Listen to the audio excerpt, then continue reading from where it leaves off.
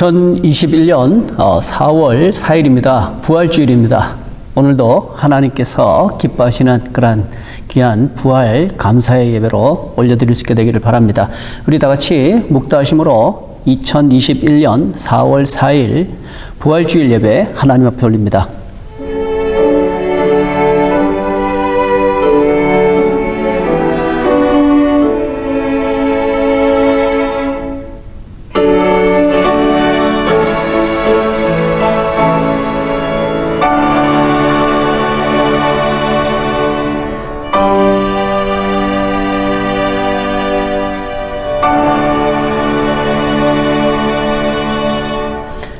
예배 받으시는 하나님 앞에 우리들의 신앙 사도신경으로 고백드립니다.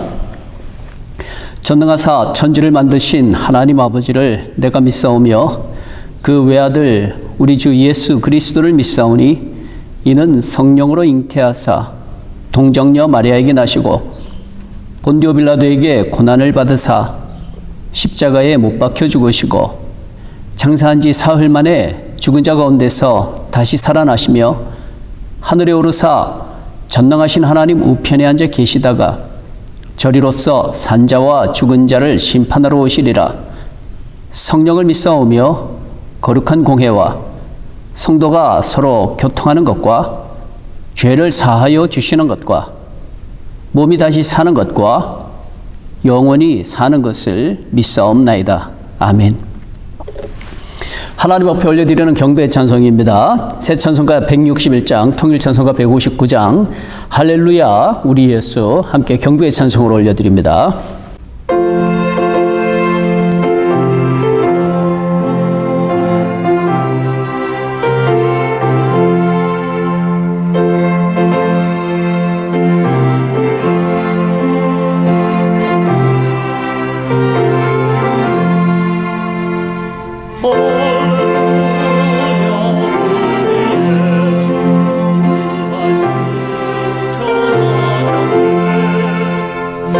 세상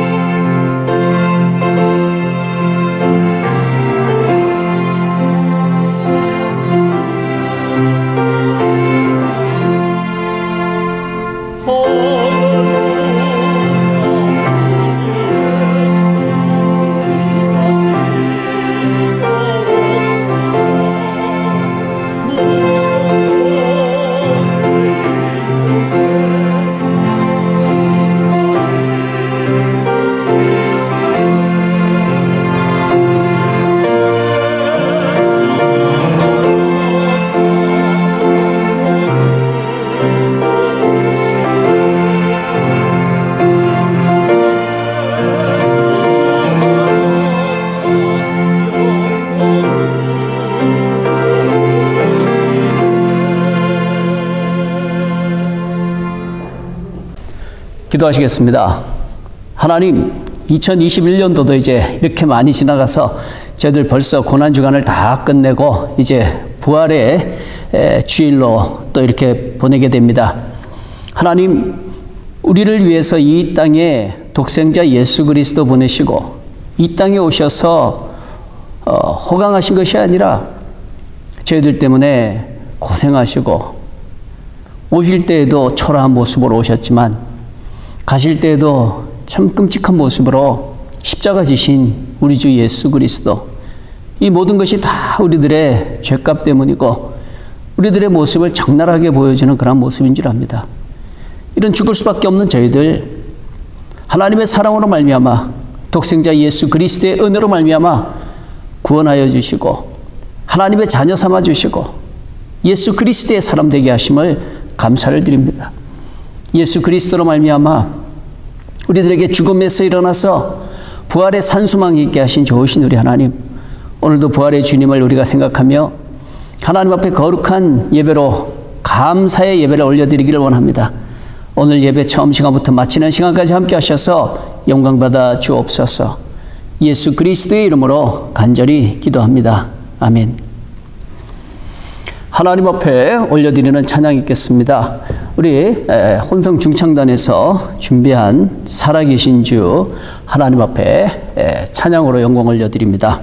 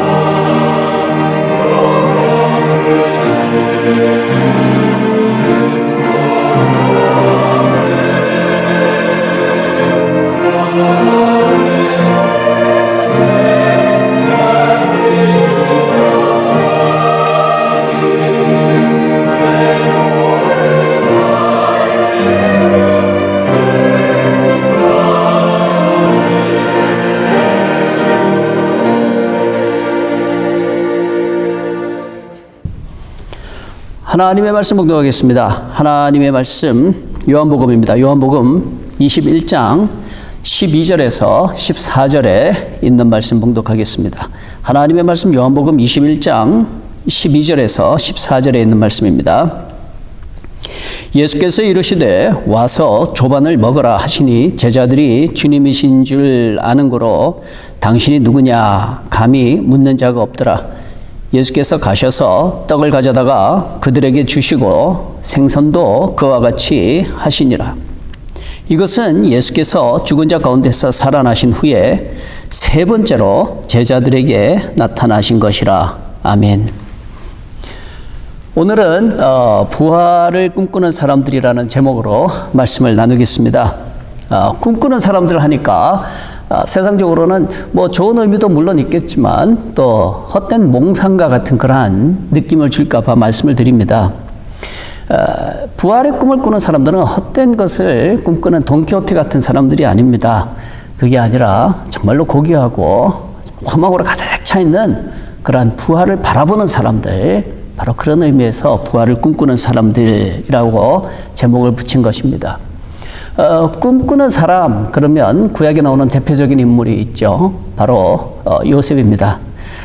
그의 형들도 요셉을 보면 꿈꾸는 자라고 그렇게 불렀었죠. 꿈꾸는 자가 온다, 그렇게 했었죠. 네, 우리가 아는 대로 그 요셉의 꿈도 헛된 허황된 그런 돈키호테의 꿈과 같은 그런 꿈이 아니잖아요. 요셉의 꿈은 하나님께서 주신 그러한 아름다운 꿈이죠.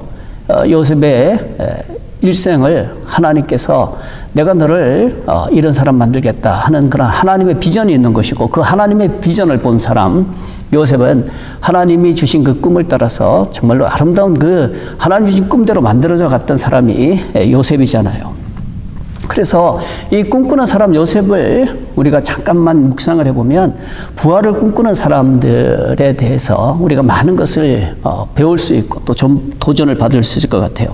그래서 잠시 꿈꾸는 사람 요셉에 대해서 말씀을 잠깐만 드리겠습니다. 하나님께서는 요셉에게 꿈을 주셨죠.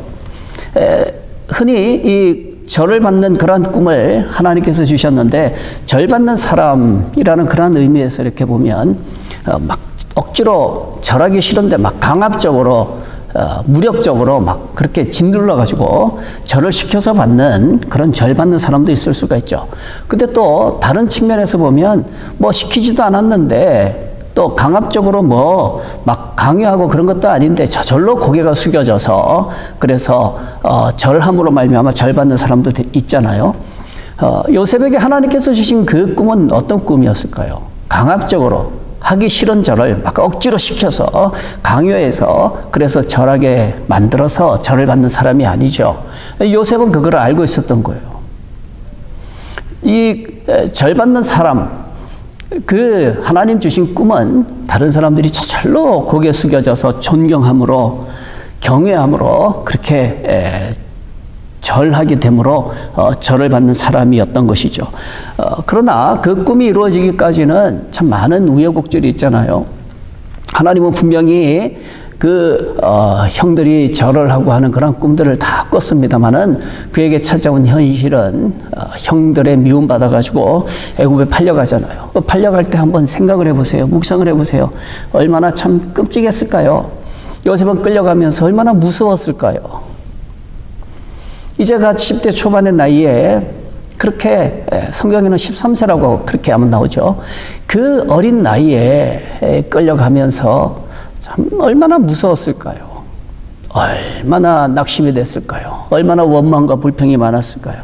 내가 형들한테 뭐하러 그 꿈 얘기해가지고 내가 이렇게 형들에게 미움받았어야 했을까? 하나님은 왜 나한테 그런 이상한 꿈을 꾸게 하셔가지고 나로 이렇게 형들에게 미움받게 하셨을까? 얼마나 많은 원망도 있을 수 있겠어요? 불평도 있을 수 있겠어요?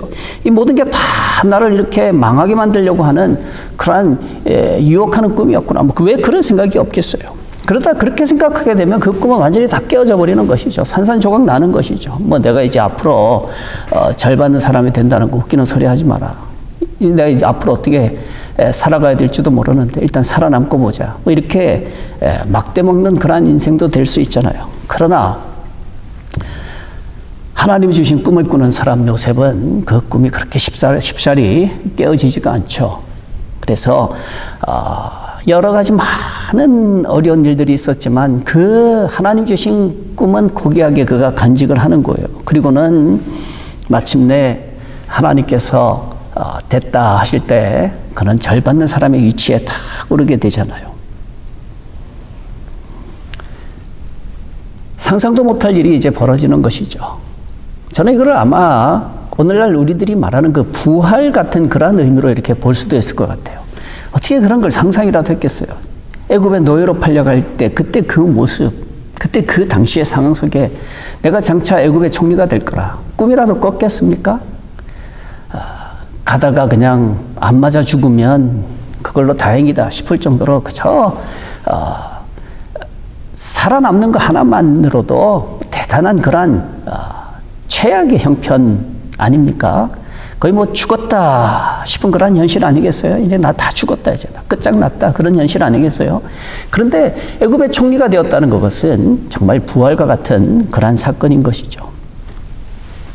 이처럼 이 부활과 같은 그러한 사건을, 그러한 현실을 이제 맞이한 그 요셉을 보면 오늘날 저와 여러분도 부활을 꿈꾸는 사람들로서 어떤 사람이 돼야 되겠는가 하는 것을 생각하게 돼요. 배우게 돼요. 요셉을 보면 그래서 고개가 숙여집니다. 참 정말 범상한 사람이다. 대단한 인물이다. 존경이 나오지 않아요? 그가 애굽의 총리 되고 난 다음에 그동안 쌓였던 울분들, 감정들 폭발해서 나를 팔아먹은 형들 내 어떻게 해서든지 찾아내서 내 보란 듯이 한번 원수 갚겠다. 뭐 그렇게도 생각할 수 있지 않겠어요? 그러나 막상 그 형들이 자기 발로 찾아왔을 때 뭐 잡으러 간 것도 아니잖아요. 자기 발로 이렇게 찾아왔을 때 이제 드디어 기회가 왔구나. 하늘이 준 기회다. 이제 내가 멋지게 그동안 고생했었던 거 모든 거 다 갚아주리라. 내가 가진 힘 가지고 저들을 그냥 완전히 짓밟아 버리리라. 그렇게 하지 않잖아요. 그 형들을 대하는, 가족들을 대하는 그 요셉의 모습을 보면은 야, 정말 절받을 만한 사람이다. 누가 시켜서 절하는 것이 아니라 저절로 고개가 숙여지게 만드는 그런 존경스러운 사람이 요셉이 되는 거거든요.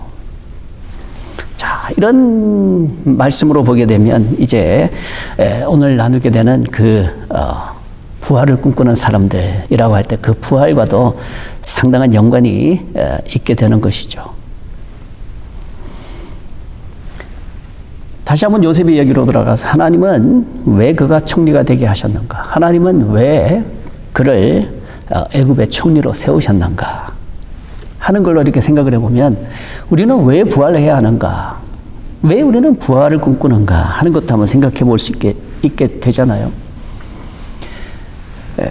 적어도 하나님의 꿈을 꾸는, 하나님께서 꾸게 하시는 그 꿈을 꾸는 사람은 세상 사람들하고는 조금 달라야 되지 않겠습니까?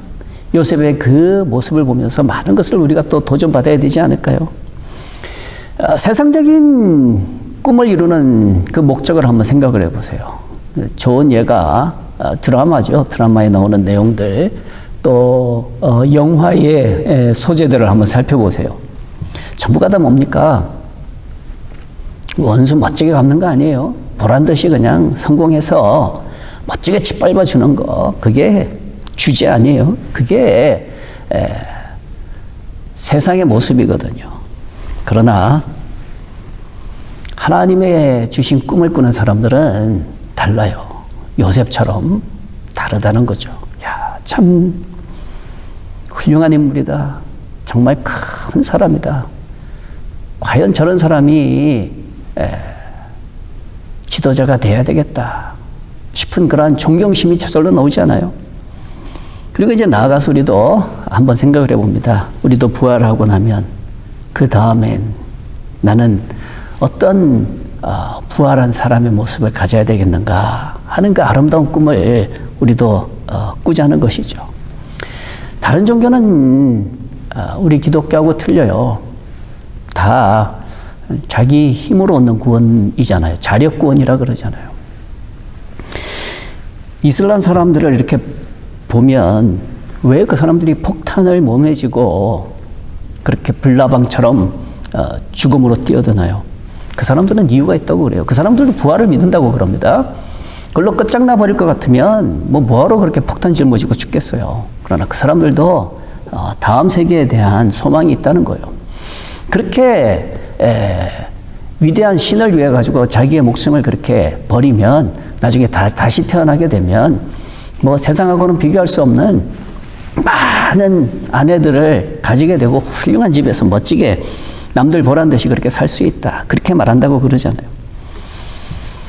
그러나 가만히 생각해 보면 좀 씁쓸하지 않아요? 남들 죽여놓고 자기는 편안하게 영원토록 큰 집에서 여러 부인들 거느리고 그렇게 산다. 좀 씁쓸하지 않아요? 그런 면하고 이렇게 비교해 봤을 때 우리들이 꿈꾸는 그 부활의 꿈은 조금 달라야 되지 않을까요? 요셉처럼 숭고하고 아름답고 존경스럽고 어떻게 보면 신비스럽기도 한 바로 그런 아름다운 부활의 꿈이 되어야 할 줄 믿습니다. 오늘 본문의 말씀을 보셔도 부활하신 예수님의 그 하신 일이 나오죠. 오늘 말씀을 보면 예수님께서 오늘 본문의 말씀은 이렇게 시작해야 돼요. 적어도 예수님께서 부활하신 후에 2번 이상 그들에게 나타나시고 이제 3번째 나타나신다고 그렇게 말하고 있어요. 21장 1절 이하의 말씀을 보면 그 후에 예수께서 디베랴 호수에서 또 제자들에게 자기를 나타내셨으니 나타내신 일은 이러하니라. 시몬 베드로와 디두모라 하는 도마와 갈릴리 가나 사람 나다나엘과 세베대의 아들들과 또 다른 제자 둘이 함께 있더니 시몬 베드로가 나는 물고기 잡으러 가노라 하니 그들이 우리도 함께 가겠다 하고 나가서 배에 올랐으나 그날 밤에 아무것도 잡지 못하였더니 라고 나오죠. 예수님께서는 이 모든 일을 이제 3번째 이렇게 나타내신다고 그렇게 말씀하고 있습니다. 예수님의 그 부활의 사건이 있기 바로 전에 불과 며칠 전이었겠죠. 그때만 해도 제자들은 그 십자가에 달리시는 예수님의 모습을 보면서 다 모른다고 부인하고 도망갔었던 그런 제자들이잖아요. 그런데 멋지게 부활하시고 난 다음에 예수께서는 제자들에게 나타나신 거예요. 1번 나타나셨고 2번 나타나셨고 이제 3번째 또 나타나신 거예요. 근데 그때까지 부활하신 예수님을 2번씩이나 본 제자들이지만 부활하신 그 예수님을 보면서 예수님이 옳았습니다. 우리가 틀렸습니다. 그러지 않아요. 직접 부활하신 예수님의 몸을 목격을 했음에도 불구하고 그들의 반응은 너무나 달랐던 거예요. 2절의 말씀 다시 한번 보시면 시몬 베드로와 디두모라 하는 도마와 갈릴리 가나 사람 나다나엘과 세베대의 아들들과 또 다른 제자들이 함께 있더니 시몬 베드로가 나는 물고기 잡으러 가노라 하니 그들이 우리도 함께 가겠다 하고 나가서 나오죠. 베드로가 나는 이제 물고기나 잡고 살아야 되겠어 그러면서 하니까 그 친구들이 그냥 덩달아서 나도 그러고 다 물고기나 잡으러 가겠다고 예수의 제자 되면 다 포기해버린 거죠. 그리고 옛날 어부의 삶으로 다 돌아가 버린 거예요. 또다시 예수님을 떠나는 그런 모습인 것이죠. 물론 예수님이 싫어서 떠나는 건 아니죠. 가만히 살펴보면 염치가 없어서 부끄러워서 창피해서 뵐 면목이 없어서 그래서 부활하신 예수님을 2번씩이나 뵙고도 뵈면 뵐수록 가슴이 아프겠죠. 내가 저런 분을 3번씩이나 모른다고 면전에서 부인했으니 얼마나 그 마음이 아리하겠어요. 그들 마음속에 또 그런 게 있겠지만 또 예수님도 이렇게 생각을 해보면 왜 인간적인 감정으로 볼 때 괘씸하지 않겠어요? 그렇게 3번씩이나 모른다고 부인하고 도망가는 제자들 왜 그 마음속에 서운함이 없겠어요? 2번씩이나 부활하신 몸을 보이셨음에도 불구하고 또다시나 물고기나 잡으러 가야 되겠다고 갈릴리 바닷가로 떠나는 제자들 보시면서 예수님은 얼마나 서운하셨을까요? 그럼에도 불구하고 떠나간 제자들 3번째 다시 찾아오셔서 만나주시는 예수님. 바로 그 모습 속에서 부활을 꿈꾸는 사람들은 이라고 하는 중요한 교훈을 배우게 되는 것 같아요. 우리는 뭘 해야 될까요? 부활을 꿈꾸는 사람들로서 왜 부활을 꿈꾸냐고 그러면 세상 다른 종교를 믿는 사람들처럼 부활하고 난 다음에는 세상하고는 비교할 수 없이 더 멋지게 한번 원 없이 한번 좀 영원토록 한번 살아보려고. 그게 전부가 되면은 아니라고 생각을 합니다.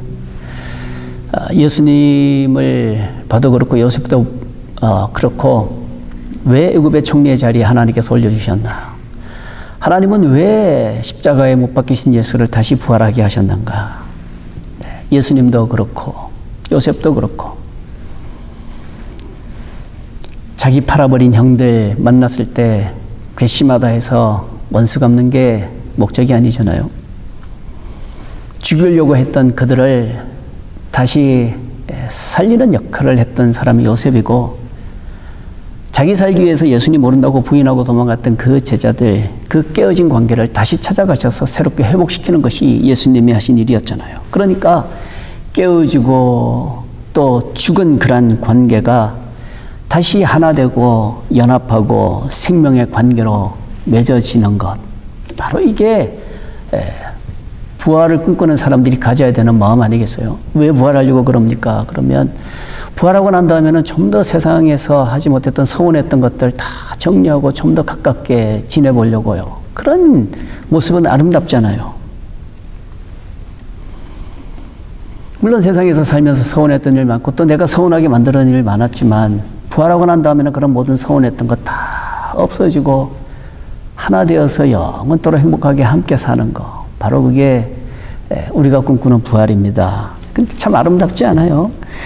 네, 바로 이런 의미에서 부활을 꿈꾸는 사람들이라고 하는 그런 제목 속에서 이제 첫 번째로 우리 성도 여러분들하고 꼭 기억하길 원합니다. 깨어진 관계, 부서진 관계, 또 거의 뭐 죽음의 관계라고 표현해도 지나치지 않을 거라고 생각하는데, 그런 관계들이 이제는 새로운 생명의 관계로 맺어지기를 바라는 그런 바람에서 우리는 부활을 꿈꾸는 사람들이 되기를 주님의 이름으로 간절히 축원을 드립니다. 그래서 이 부활주일 맞이했는데 주변에 다시 한번 돌아보시면서 서운했던 그런 관계들, 또 내가 서운하게 만들었던 그런 관계들, 그런 거 있으면 우리 다시 한번 예수님이 하신 것처럼, 요셉이 하신 것처럼 아름다운 부활의 관계로 다시 맺을 수 있는 우리 모두가 다 될 수 있게 되기를 주님의 이름으로 간절히 축원을 드립니다. 두 번째로 이 부활을 꿈꾸는 그 이유는 뭔가 하면, 내 소원이 이루어지는 것이 아니라, 내 바람이 이루어지는 것이 아니라, 적어도 저와 여러분은 완전한 하나님의 나라가 이루어지기를 소망하는 그 소망이 있게 되기를 바랍니다. 하나님의 나라가 이루어지기 위해서 우리는 부활을 꿈꾸는 사람이 되어야 되겠다라는 것이죠. 내 나라가 이루어지는 게 아니에요. 내가 바라는 그런 세상이 만들어지는 게 아니에요. 그게 아니라 지금까지는 내 것만 챙기면서 살았던 사람이지만 이제는 하나님을 생각하면서 완전한 하나님의 나라에서 하나님과 하나 되어서 사는 그런 부활의 꿈을 꾸는 우리가 다 될 수 있게 되기를 주님의 이름으로 축원을 드립니다. 예수님의 부활이 바로 그거예요. 예수님께서는 그 부활을 앞두고 십자가에 어마어마한 사건이 있죠. 그 십자가의 사건 앞에서 예수님은 기도하시잖아요. 겟세마네 동산에서 그렇게 간절하게 기도하시잖아요. 기도하실 때 예수님의 소원도 있었어요. 아버지, 할만하시거든 이 잔을 내게서 옮겨 주옵소서 하는 예수님의 소원도 있었죠. 그러나 부활을 꿈꾸는 예수님으로서, 부활을 바라고 부활을 믿는 예수님으로서 예수님의 마지막 그 기도는 뭔가 하면, 내 원대로 하지 마옵시고 아버지의 원대로 되기를 원합니다 라는 거였었죠. 바로 이게 아름다운 거 아니에요.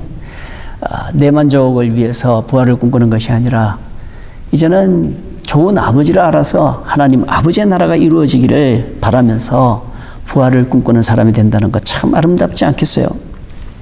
우리 성도 여러분, 이렇게 되면 어떻게 되겠어요? 이렇게 되면 참 우리가 세상 살면서도 실망이라는 것은 없어지게 될 겁니다. 왜냐하면 그건 뭐 내가 실망하는 실망이니까. 그러나 아버지의 나라에서는 그런 모든 실망들 다 하나님 아버지께서 정리해 주실 것이니까 이제 뭐 실망할 일도 없어요. 왜? 아버지의 나라 이루어지길 원하는 거니까. 내 나라가 아니라. 포기할 일도 없어요. 왜? 내가 볼 때 포기할 만한 일이지만 이거는 뭐 내가 생각하는 것이고, 아버지의 나라에서는 아버지의 전능하신 그 전능하심이 모든 것을 다 이루실 것이기 때문에, 그래서 원망하거나 불평하거나 실망하거나 좌절하거나 포기하는 그런 일은 없겠죠. 내 나라가 이루어지는 것이 아니라 아버지의 나라가 이루어지는 것이니까. 바로 이것이 부활을 꿈꾸는 자들의 태도 아니겠습니까? 자, 우리 성도 여러분, 오늘은 여러 순서들이 많아서 간단하게 말씀을 나눕니다. 부활을 꿈꾸는 사람들이라는 제목으로 말씀을 나누었는데 왜 부활을 꿈꾸나요? 라고 이렇게 한다면 우리들은 좀 더 아름다운 대답을 할 수 있게 되기를 바랍니다. 기도하시겠습니다. 하나님, 고맙고 감사합니다. 부활을 꿈꾸는 사람들이라는 그러한 제목으로 말씀을 나누었습니다. 오늘도 큰 은혜가 있게 하시고 왜 부활하려고 하니? 왜 부활을 꿈꾸니라고 하나님 물어보신다면 하나님 앞에 아름다운 대답을 할 수 있는 우리가 되기를 원합니다. 더 아름다운 관계를 위해서, 더 아름다운 그러한 하나님 나라에서의 삶을 위해서 하나님과 영원토록 또 우리 믿음의 형제 자매들과 함께 영원토록 아름답고 행복하게 그렇게 살기 원합니다 하는 그런 소원을 가지고 부활을 꿈꿀 수 있는 우리 성도들 다 되게 하여 주옵소서. 예수 그리스도의 이름으로 간절히 기도합니다. 아멘. 네, 받은 말씀 생각하면서 함께 찬송 드리겠습니다. 새 찬송가 160장, 통일 찬송가 150장, 무덤에 머물러 우리 함께 찬송하시겠습니다.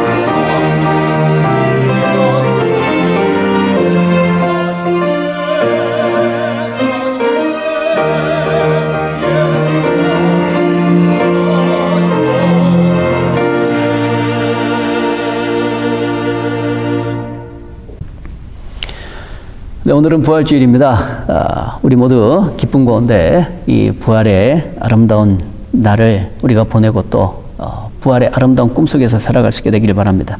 그리고 예배 마치고 나면 또 이제 포스들로도 있을 텐데 주 달려 죽은 십자가 When I surveyed the wondrous cross 이 찬송 연주할 터인데 그 가사 참 아름답습니다.